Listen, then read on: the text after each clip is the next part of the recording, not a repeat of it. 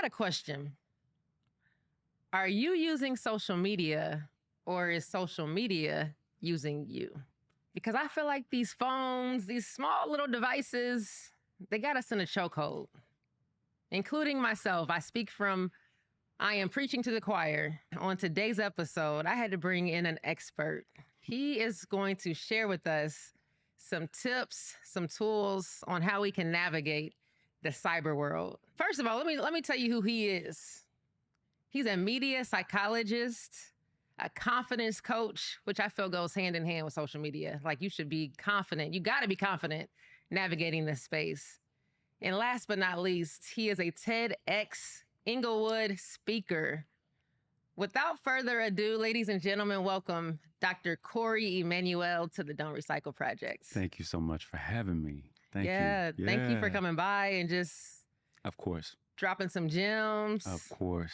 Yeah, Yes. So for those who don't know, I think I have a little bit of an idea, but what is a media psychologist? Sure, we'll start there. So there are a number of media psychologists. Clearly, I'm not the only one. Thankfully, I'm not the only one. But for me specifically, as a media psychologist, I really examine how television, film, particularly social media, AI, how all of these different technologies influence human behavior. Okay. How did you get into that? Was it from a place of like something that you personally had struggled with before? So I am a firm believer that life is always whispering to you. And for me, the whisper started in elementary school. Okay. I think I won like a essay journalism contest where I wrote about how sometimes as Black people, the news sensationalizes us in a way that portrays us in a negative light and can sometimes perpetuate stereotypes about us. That was something that I recognized at a very early age. So when I say I wrote about it in elementary school, I really mean that. Wow. So that was sort of like the first moment where there was some connectivity I saw between like how media can really influence how other people think about themselves and others. So that started early. Then when I got into undergrad, I took my first sociology course, and that's when I got more of the psychology Behind it. bite, right? And from there, it was just every psychology course I could take, I was taking. But it wasn't until graduate school, I was looking at all of the course offerings, and I saw a course titled The Psychology of Media. Wow. And it was just like, there's something for me in this. Deep. And when I got into the course, that's actually when I started looking to see, is there a doctoral program? Because there needs to be experts in this area. But it's also twofold. So I'm an 80s baby. I grew up Shout watching out to the shows. 80s. Listen, I grew up watching shows like The Cosby Show. And it was a different world that planted the seed that someday I probably wanted to be someone in higher education, maybe a professor. You know, they had so many amazing teachers on that show.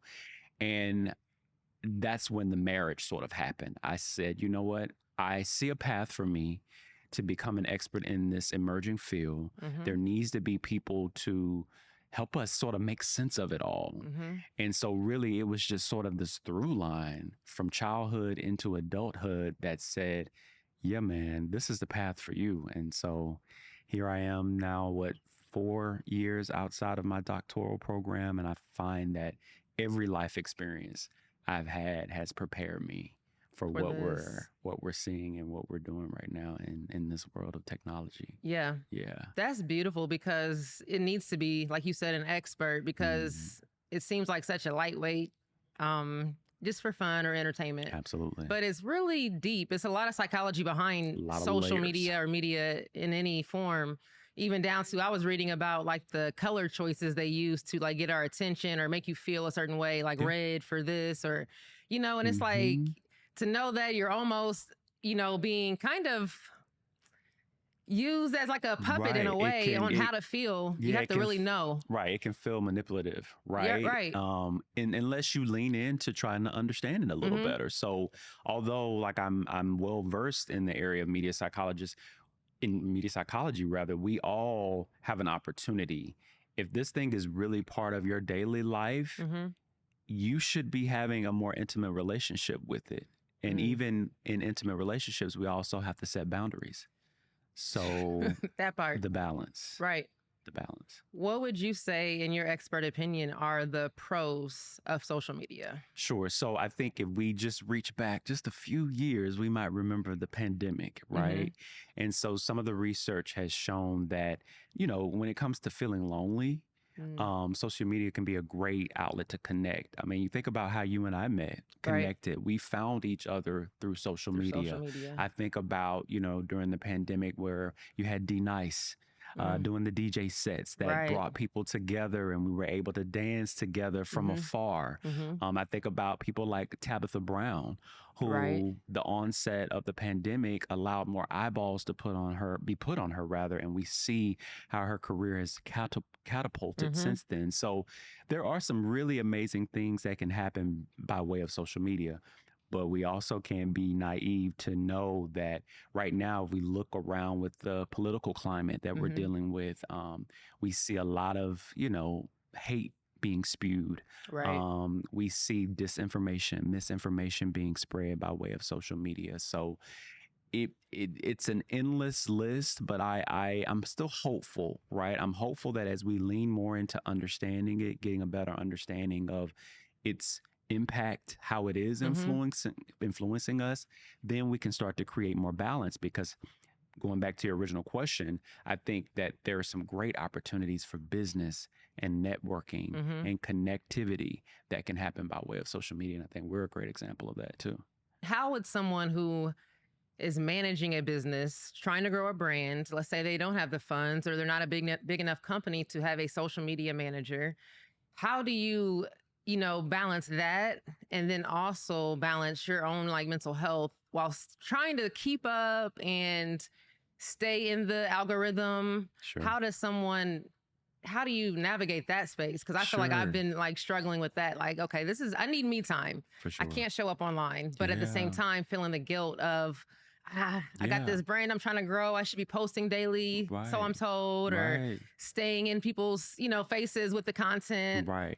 So first of all, I always say you have to think of social media as a tool, particularly as a business owner, right? And it's a great free marketing tool. Right, it is. Right. So you would almost, I would say it would behoove you to not be capitalizing on this free marketing tool, right? And I work a lot with nonprofits, and I think for them in particular, grassroots, you don't have very little money, if any, to hire for somebody for marketing of any of that. So I do think that it's beneficial to use it as a marketing tool.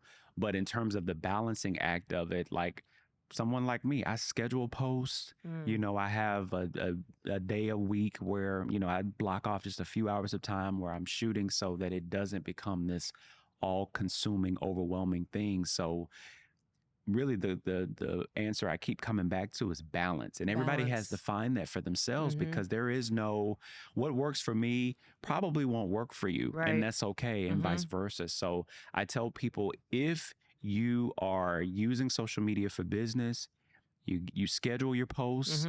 You probably want to check in at least once or twice a day, just for the engagement purposes. Because if the goal is to generate sales and leads, then you need to be checking those DMs. But you don't necessarily need to keep your notifications on all day, because that can serve as a distraction. So you see what I'm saying? Most of my friends who are entrepreneurs, we're all in a very similar place. It's first of all, we got too much to do. I can't be on social media. I don't have the bandwidth for it every day like that. But I realize that I'm growing my audience by way of using it.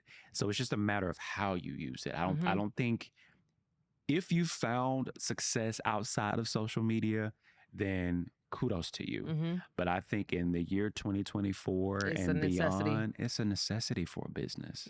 Yeah. And also the platforms that you choose to do business on, right? I have many nonprofits, they just focus on LinkedIn, and LinkedIn works great for them. They don't have to necessarily knowing your audience. Exactly. Knowing your audience and knowing which platform is going to keep you connected to that audience. And we can go a little further. Earlier you had mentioned your relationship with social media, and you kind of almost compared it to a physical relationship. And I want to dig a little bit into that because I feel like social media is a relationship with a lot of people.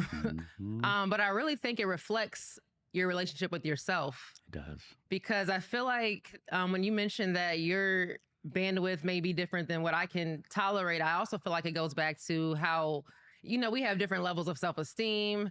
And sometimes a lot of us are getting on there, and it's like you have to really be mindful of why you're getting on social media as well.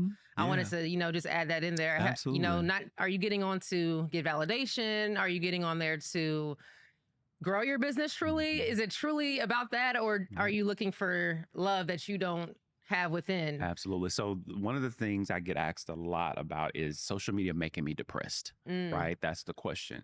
And I challenge people, I invite them to think about, and myself included, is where am I in terms of my head space, my heart space before I enter the social media space? And that is a daily practice. It's not, okay, I'm feeling good on Monday, so now I can just flow. So you check in with yourself. You have to check in with yourself, number one. I think that what often happens for a lot of people is, let's say, for example, as entrepreneurs, we know they can ebb and flow, right? You might have a season of wins back to back, and then a long period of time could go by before you really feel like you've gotten another win, right? And so if you get on social media, and it could be friends or people you don't even know that are perceivably winning, then social media didn't make you depressed because you saw somebody winning. You're just in a period of, like you mentioned, you may be dealing with some low self-esteem. Right.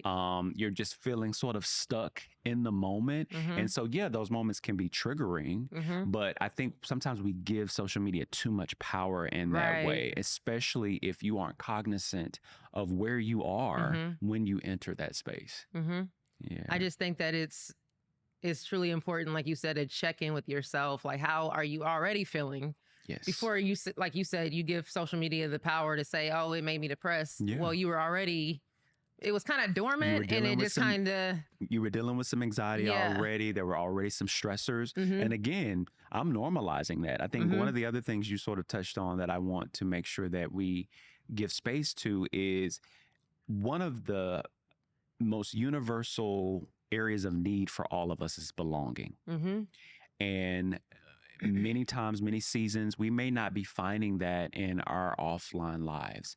You and I both, we're from different places. LA can be a difficult place to navigate sometimes in terms of finding your tribe. Right. So it would be normal to maybe lean into social media to see, okay, what network moments are happening, what events are happening that I can go and build my community. There's nothing wrong with that. But then coming back to checking in with yourself, right? Where you feel like, okay, I'm seeking belonging, but now it's sort of teetering into needing validation. Exactly. Like, am I enough? Because maybe I would have more friends and I would have more of a network if I got my body right. Or so it can start to spiral into something very unhealthy, and you have to check in with yourself. Like, I have several friends who, they'll detox from one platform over another sometimes. Like, I have a really good friend right now who her business is growing tremendously by way of TikTok. And she was a diligent Instagram user for years. And she's like, it doesn't carry the same weight that it used to. I feel a greater sense of connection to my audience on TikTok. And I love that for her. Right. So it really, again, no one size fits all to any of this. Let's talk about that dopamine detox. For those that don't know, I think everyone should know, but dopamine is basically what makes us or helps us to feel pleasure. And a lot of the times we get on social media or we use porn or drugs. There's a lot of things that we kind of abuse to feel dopamine instead of the natural ways that our body knows to give itself dopamine, like working out or eating healthy, getting enough rest. These things actually produce dopamine, but when you have phones or you have, things that give you that instant hit, it goes back to that checking in with yourself because sometimes you're seeking this feeling to feel good or pleasure. And it's like, what is that? If you go beyond that, what are you truly feeling, and why are you needing to, use something to escape from yourself in this very moment? Absolutely. So I would say for anyone who's listening to this right now, my hope is that you're hearing this and you leave this conversation looking for joy outside of social media. Like, to me, that is one of the most important things that you can do for your mental health, because social media can be a slippery slope. You can be riding a high. You could have a video that went viral yesterday. And I sat on the Tamron Hall show about a year and a half ago with a doctor, surgeon actually, who admitted to having social media addiction. Wow. And you would think someone like that, they have a thriving career, but he started blowing up on social media. And so he admitted to finding himself like trying to make that next thing go viral, and just that feeling that he would get from people, sharing his posts and liking his posts. So to your point, that can be very addictive, right? And what he had done, and I don't even think he even articulated it this way, but what created the red flag was his family saying, you're so disconnected. Like, we feel like we've lost you as the husband, father in our lives because you're so glued to your phone. And so for him, I think the aha moment was, my family was bringing me joy. Why did I abandon that for this? So then having to go back and recheck in with yourself about, okay, where is my true source of like sustainable joy, right? I think that is so important.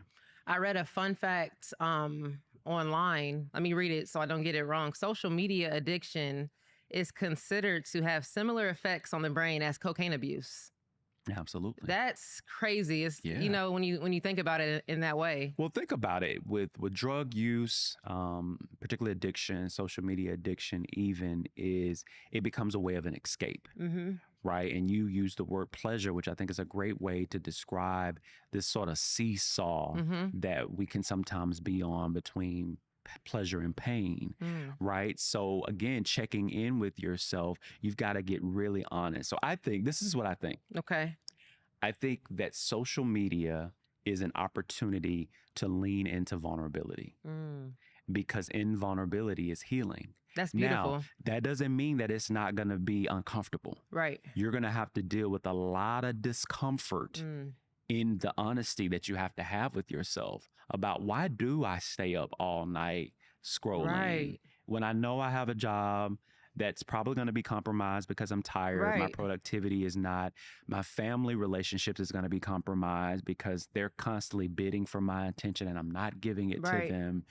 But you got to be honest about that with yourself. And I think that's the part that people have a hard time with. It kind of helps bring things that you already have within to the surface. I was on my way here today and I was thinking, like, it's actually kind of like our phones are actually kind of like a portal to another world that it exists. I mean, it's not this physical realm, but it truly exists because people base their outfits off of what others think. They base their choice of car, their choice of hairstyle. Like, people really give this imaginary world that used to be imaginary, but it's a world of its own now. And you have to really be responsible on how you navigate that world. It's like really knowing, okay, why, like you said, why am I up all night looking for likes? Like, what is, just really knowing what world you're in and what you're, seeking from it. Yeah. I think comparison is a great way to sort of put this in a category, but like there's something called upward comparison. Okay. Upward comparison is, say, I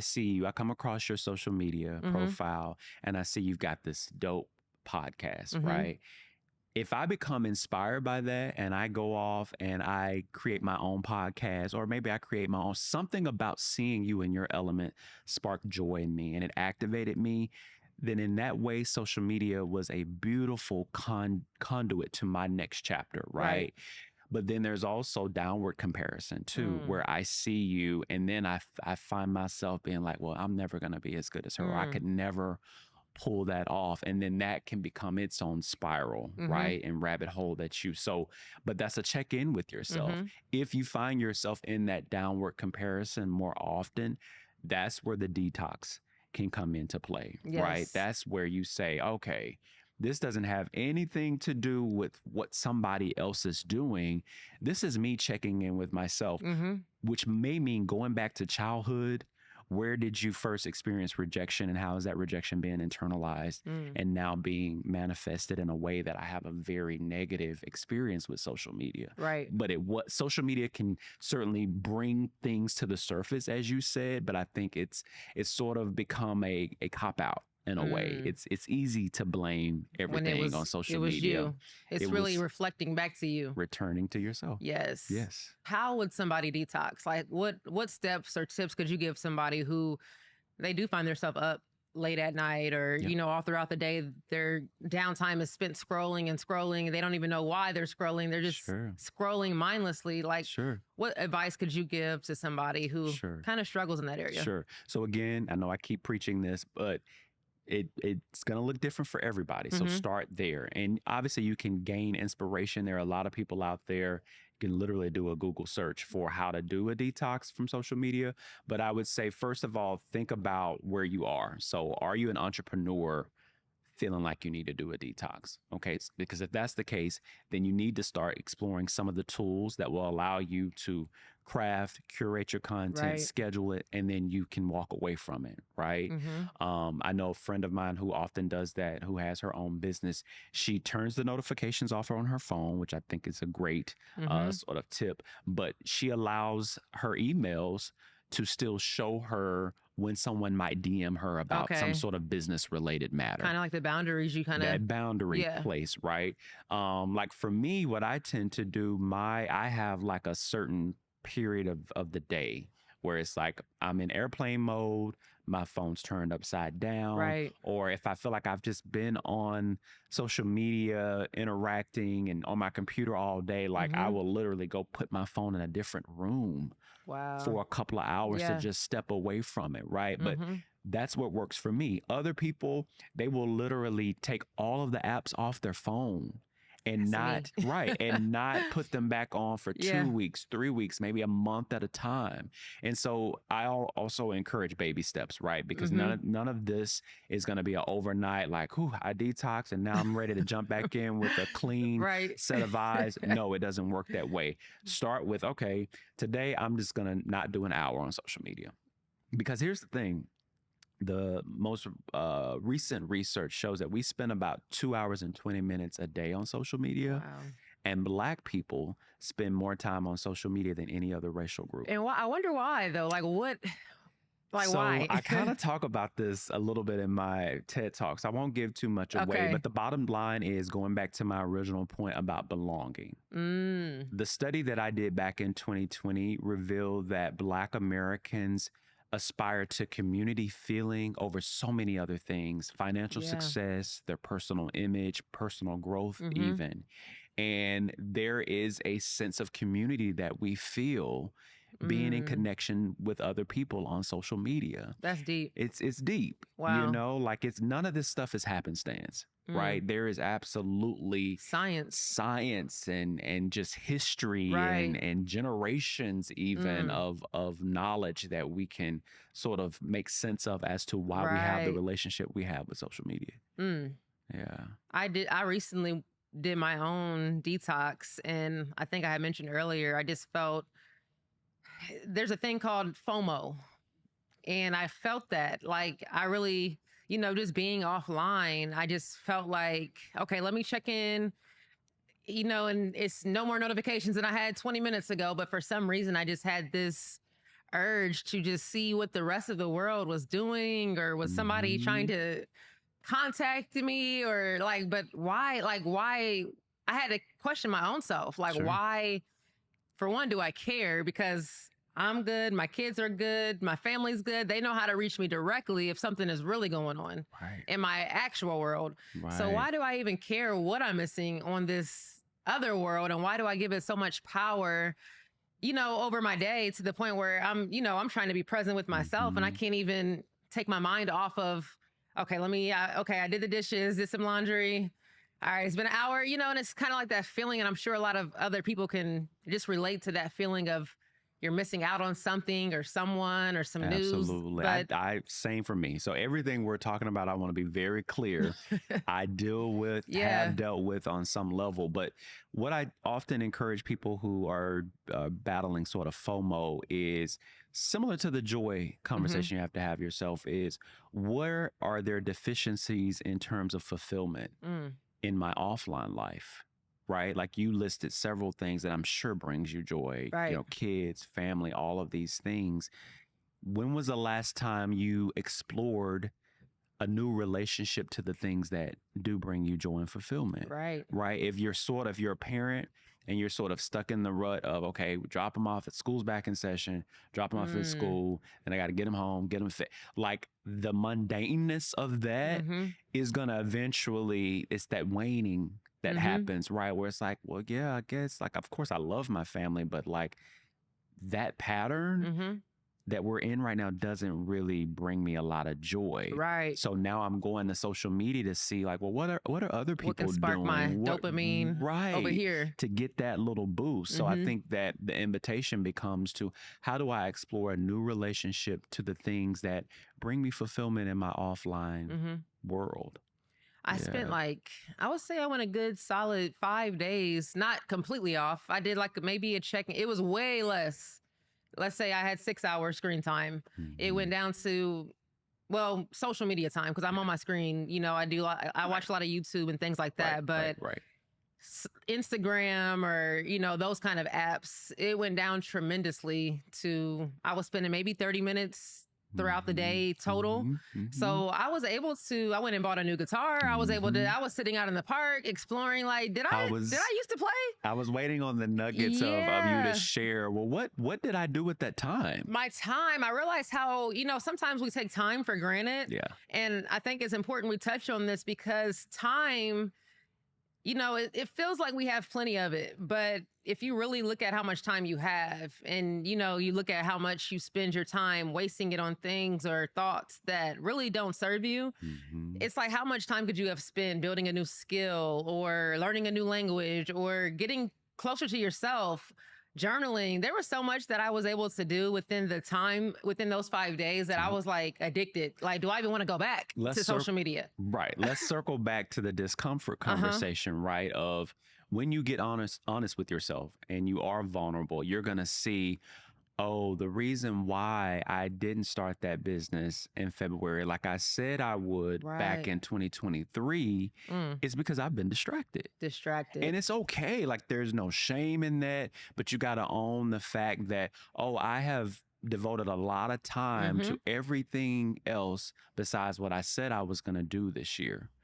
And so again, that's not to shame anybody, but it's a moment of accountability. Right. Like you said, you bought a new guitar. Like just having the guitar in the space reminds you, oh yeah, I could probably spend 30 minutes just practicing guitar today. And you know, another thing is I realized how much, this is an area where I'm going to be vulnerable. I realized how much I do things for approval or validation. So I bought the guitar and normally I would have posted, hey, I bought a new guitar, which I did end up posting this later throughout that day because I was excited that I could play better than I thought I could. And I wanted to share that with the world. But before I would have documented the entire, hey, I'm going to Guitar Center. Hey, look at me. I'm going to my car with the new guitar I just bought. Or, hey, look, you know what I'm saying? So it allowed me to just really genuinely have a intimate moment with myself. And I felt really good about just like having that like selfish moment with myself. Like this isn't for the rest of the world to know where I'm at and what I'm doing. And like, even though, like I said, I did share because I was really geeked that I was like, I learned a chord on this guitar and I was geeked at that. But there was like a whole day that had went by where I was like it was just a private moment. And I realized I hadn't gave that to myself. Like, why do I feel the need to share my entire life or every moment or milestone with everyone? Like some stuff is just for me and me only. It's not about whether you like it, you know. And I think that was a big that was a moment for me. Yeah, for sure. And I think that's something that I'm hoping more and more people are sort of coming to right now in terms of instead of just like this frustration and this sort of vitriol for all of social media, where you start to have these aha moments of like, nobody requested that I give them a breakdown of everything I did Right. today. So why Why am am I I doing feeling it? pressure to do it? And I often go back to the saying of like, we think people care more about like what we're doing than they Nobody really do, because cares. and that's not to be disrespectful if you're really dope, Right. but people have lives that they, you know, they have responsibilities, they have things that they're working on trying to accomplish. So a lot of that pressure is just self-inflicted. And everyone is in their own body with their own experience, viewing the world from their own consciousness, probably having the exact same thoughts as you, wondering who's worried about them. So we're all in our own, you know, like you're worried about you, I'm worried about me. So Right. as much as I think you're worried about me, you're probably worried about you, or at least you should Absolutely. be. Absolutely. You know? That's a beautiful way to talk about that. Yeah. Yeah.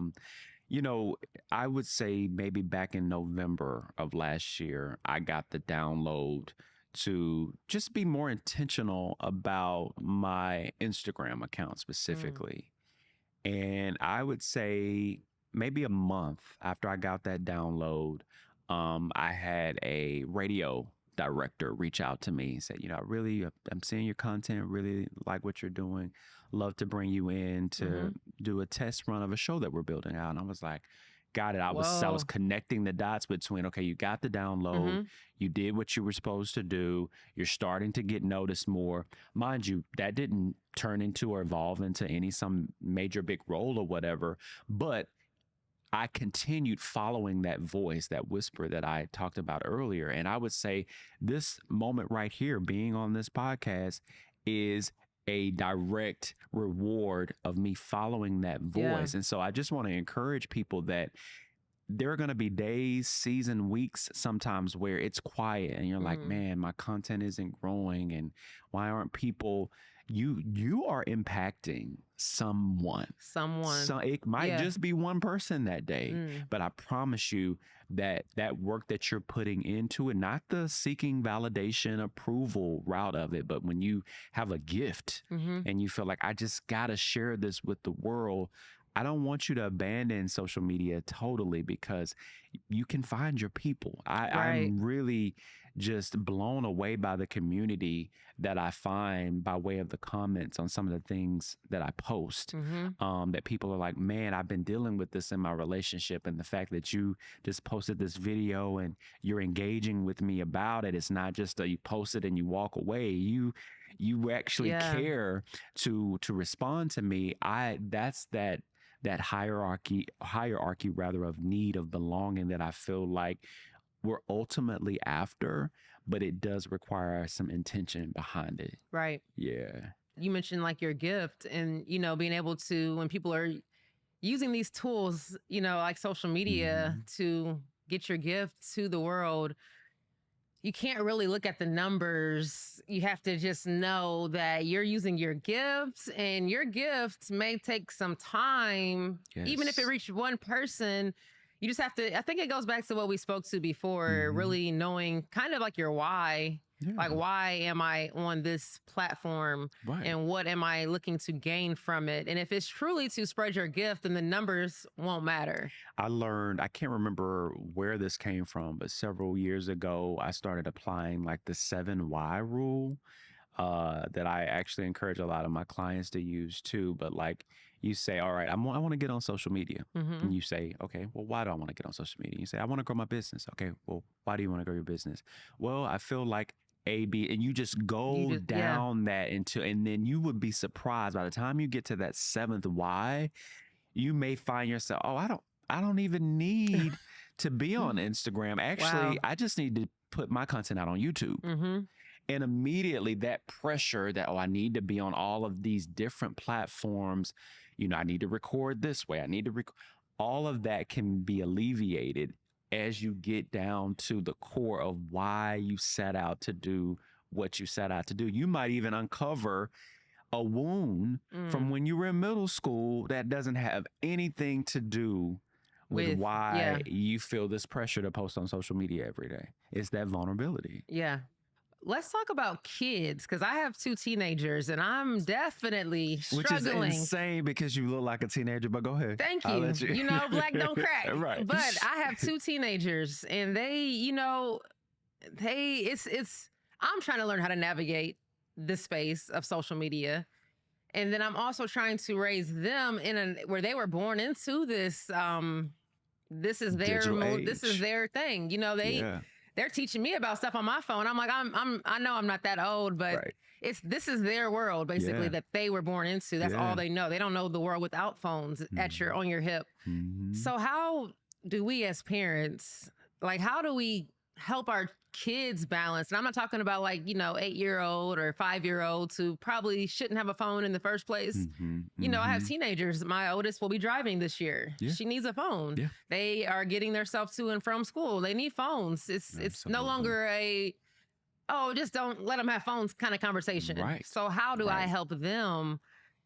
You know, how do I Yeah. help them Yeah. help themselves? It's another one of those questions I probably get asked every single day. And I feel for parents because even though I don't have children, I've spent a lot of my adult life mentoring and working with youth. So youth mean a lot to me.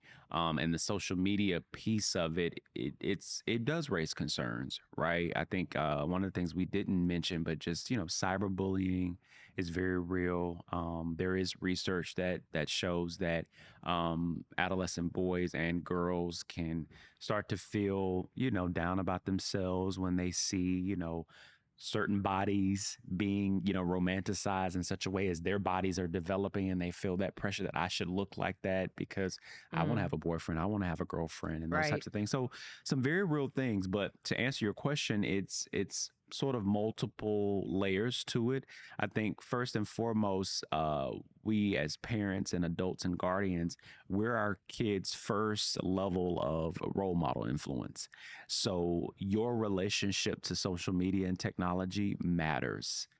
If I'm not saying that they're,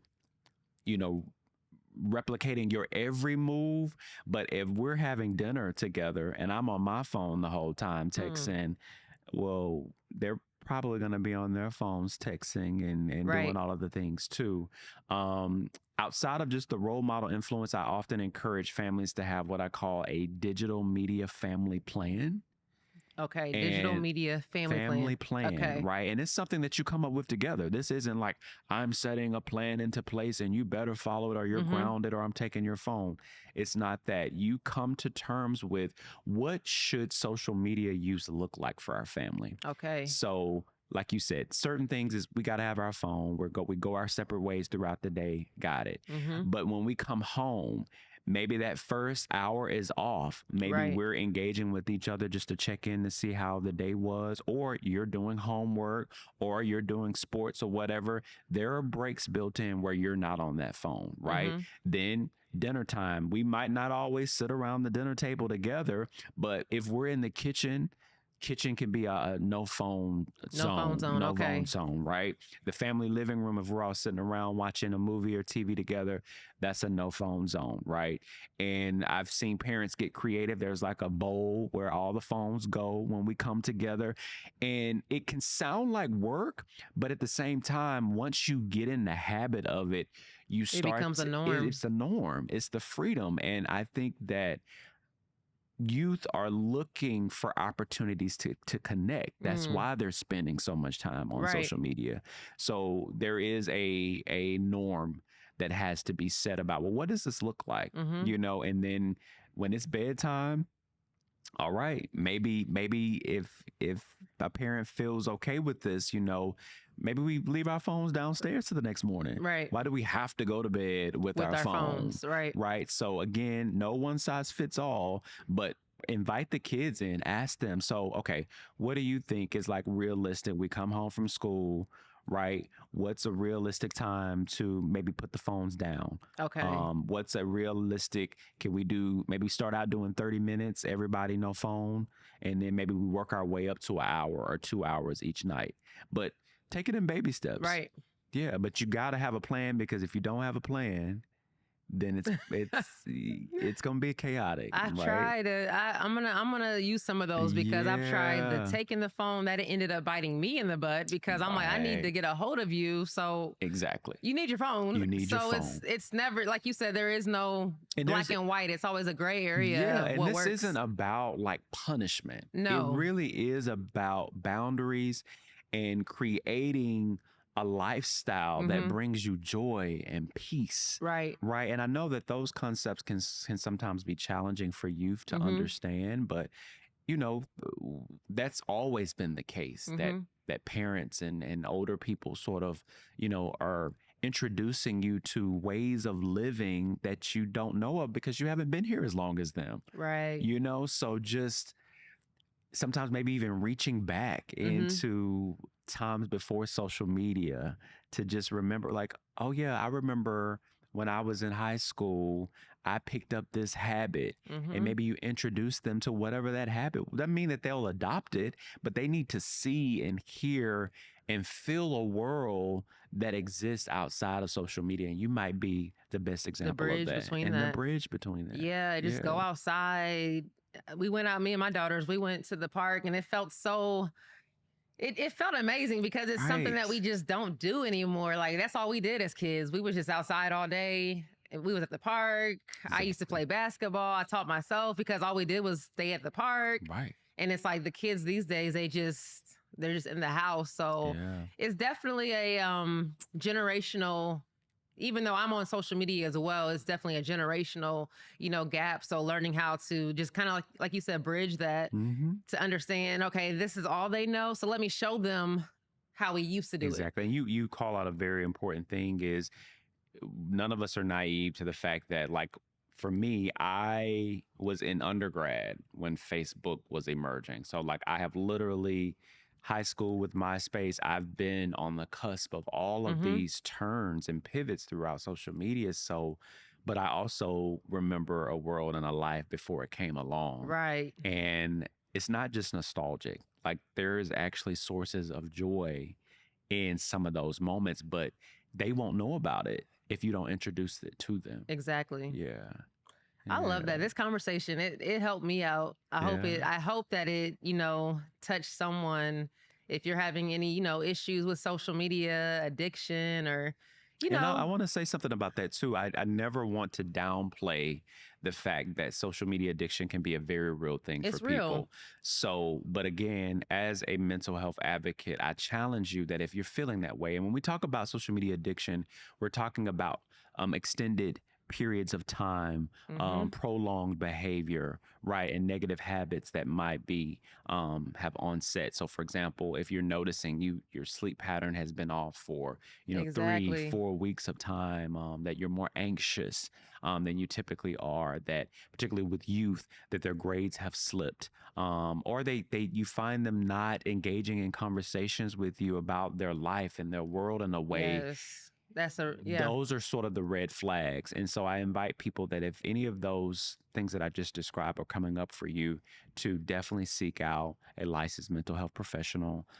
They will help with those things that might be underlying issues, Mm-hmm. so that you don't just blame it all on social media. Because it takes a strong person to be able to put down something that you go to basically escape yourself. And sometimes when you're like in these like ruts Yeah, or just in moments, we all have our highs and lows. I for have days sure. where I'm like, I'm just scrolling and scrolling and scrolling. And then I have to finally, because I'm a registered nurse who works in the psychiatric field. So Yeah.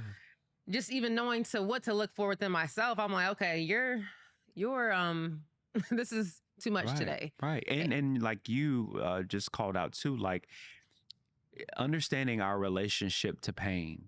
Right. Right. And like I talk about parents being the role model is, how do you deal with periods of discomfort? How do you deal with a really bad day at work? And now maybe it's proposed a mental health challenge for you, letting your kids see how you process those moments Mm, so that they won't cling to or run to social media as a when they're fix. dealing with periods of pain, Mm-hmm. right? Because it can be a source of escapism, Mm-hmm. So I think again, when we have the opportunity to show up and show them how we navigate difficult moments, Yes. then we learn a new relationship to pain that will lead to healing. And I want to touch on this before we close out, because social media is a tool and it's like a world. I mentioned that before, but it's your world to create. So if you feel like there are things you struggle with and you notice that every time you log on, you see an account that may trigger you. I'm not saying that that trigger doesn't lead to something that needs attention, but you can always unfollow. You can always unfollow. You have the full control over everything you see and what you digest. And I Yes. think we have to be very mindful of what accounts we're following and Sure. who we're following and the shade room and why am I keeping up on the latest gossip that has nothing to do with me Right. when I got my own bull crap going on. Yeah. So going back to our original point about checking in with yourself, it's Yeah. like if you, let's say you were just having an amazing day Mm-hmm. and then you get on social media and you notice, I'm not really feeling as good about my day or myself as I was before I got on. That's an invitation, like you just mentioned, about curating more carefully your experience on social media, because chances are you are coming across, and even via the algorithm, things are being suggested for you that you may not be interested in. So I think going back to the digital media family plan, maybe have once a month where we sit down together and say, all right, let's do a scroll through our feed and sort of see, are there any accounts that maybe I need to mute? If it's a friend, sometimes we don't necessarily want to unfollow them because they're on their own journey. And so they're posting based on their journey. I might just want to mute them, but other people I might want to just unfollow. Exactly. You know, so I think I appreciate you calling out the fact that we have total autonomy to curate the experience that we have on social media. Because sometimes that's the problem right there, because even in our real world, you have a choice on who you're friends with. You have a choice on where you go hang out, where you work. Everything is your control. You are the creator. Right. But that's another conversation. Right. But the same as your social media, you are the one who has you can even delete the app. You can even delete your account. So that's kind of where I gave my power back. I'm like, why am I giving this so much power? Like, again, going back to my original question, are you using social media or is social media using you? And I think that's the question that I want everybody to just kind of check in with themselves. Like, how are you using these platforms? And, what are you using them for? Exactly. I'm so glad that you were able to come hang out. Is there anything any tips, any insight that you want to leave with the people? I think, we really covered all of the bases today. I encourage journaling. I think, sitting with your thoughts, again, as we think just culturally, that's not something that we are taught to do a lot. I certainly didn't see it in my household growing up, but I think that there's an opportunity now, particularly with this generation, again, whether it's seeing you doing it or you buying everybody a journal in your family, like make that your next Christmas gift. I know we're just a few months out, but a lot of times you've got to open the door for people to be able to walk through. They won't necessarily always come to it on their own. And so journaling has been great for me, just whether it's at the start of your day, maybe on a lunch break sometime, or even at the close of your day, to check in with yourself about how you're feeling. And then what you also touched on earlier is, where is my joy and my fulfillment outside of social media?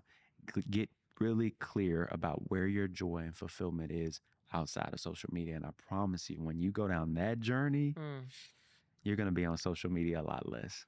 And it's okay. Just to add to that, the journaling, it's helped me so much as well on my journey of just healing myself and just really becoming aware of like my thoughts and just what happened in my day. Sometimes it seems like I'm just writing, okay, I already know this. It was me who experienced it.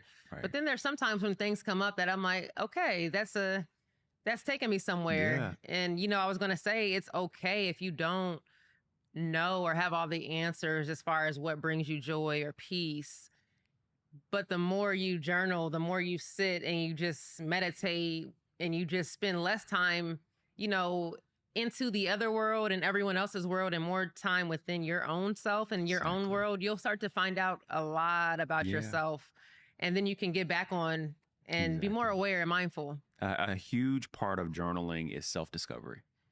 and getting comfortable with the discomfort that may come up as you are being honest about where you are, how you're feeling.